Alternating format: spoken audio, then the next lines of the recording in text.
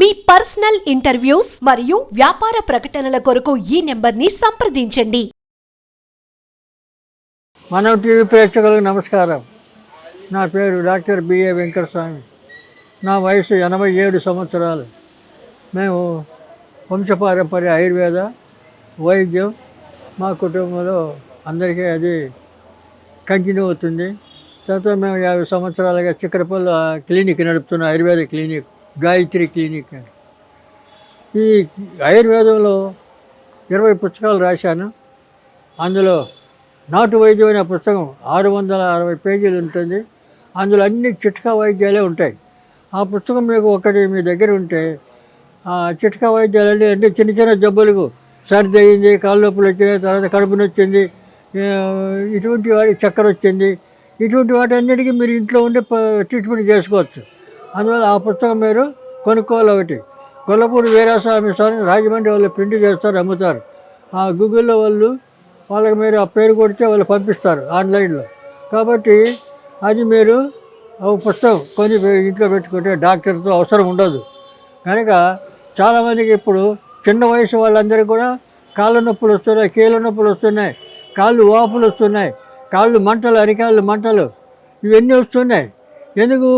మన తినే ఆహారంలోనే ఎన్ని తేడాలు. తినే ఆహారంలో మనం క్రమ పద్ధతిలో ఆహారం తీసుకోవడం లేదు, తర్వాత తినవలసినటువంటి ఆహారం తినడం లేదు. కాబట్టి దీని అంతటిని దృష్టిలో పెట్టుకొని ఈ ఆరోగ్యం ఏంటంటే క్రమ పద్ధతిలో ఉండదు, ఏదో ఒకటి మనిషిని పీడిస్తుంటుంది. కాబట్టి దానికోసం చిట్కా చెప్తాను. మెంతులు, శొంఠి పొడి, అరబ్ ముసాంబరం, సన్న రాష్ట్రం అంటారు, అంటే సన్న దుంప రాష్ట్రం. ఈ 4 సమానంగా పొడి చేసి పెట్టుకొని ఆ పొడి పొద్దున సాయంత్రం తేనె, నెయ్యి, వెన్న, వీటిలో ఏదన్నా దాంతో మీరు వాడచ్చు. అలాగ వాడితే ఒక 4 రోజులు 2 నెలలు వాడితే నొప్పులన్నీ సాపైపోతే ఏమి ఉండవు. నొప్పులు ఉండవు, వాళ్ళ తర్వాత ఎప్పుడు రావు. కాబట్టి మీరు అది ఇంట్లో చేసుకోవచ్చు. లేదా మీరు మా క్లినిక్ వచ్చే మేము మాత్ర రూపంలో, గోళీల రూపంలో ఇస్తాం, లేదా మీరు చేసుకోవచ్చు. కనుక మీరు అవి చేసుకుంటే నొప్పులు గిప్పులు తగ్గిపోతాయి. క్రమ పద్ధతిలో మీరు ఆహారం కూడా తీసుకోవడం మంచిది. దానికి పథ్యం మాత్రం జాగ్రత్తగా ఉండాలి. పథ్యం మాత్రం ఈ మందులు వాడేటప్పుడు మధుమదార్చాలు అంటే తాగుడు కానీ మాంసాహారం కానీ ఈ పనికిరావు. తర్వాత ఇది గోంగూర, వంకాయ, శనగలు ఇవి పనికిరావు. తర్వాత మిగతా ఆకుకూరలు ఇవన్నీ తినచ్చు. దానివల్ల మీకు అపాయం ఉండదు. రెండోది ఈ సాత్విక ఆహారం అంటారు. ఈ సాత్విక ఆహారం తింటే వయస్సు 100 సంవత్సరాలు హాయిగా బ్రతకడానికి వీలుంటుంది. కాబట్టి మధుమాంసాలు మానేయడం మంచిది, అది తీసుకోకూడదు. ఇప్పుడు చాలామంది చిన్న వయసు వాళ్ళే పిల్లలు కూడా వీటికి అలవాటు పడి ఇళ్లల్లో వాళ్ళ తల్లిదండ్రులు నరకడం, చంపడం, ముసలాళ్ళని చంపడం ఇవన్నీ చేస్తున్నారు. మనం రోజు పేపర్లో చూస్తాం, టీవీలో చూస్తాం, అవన్నీ అందరికీ తెలిసి విషయాలు.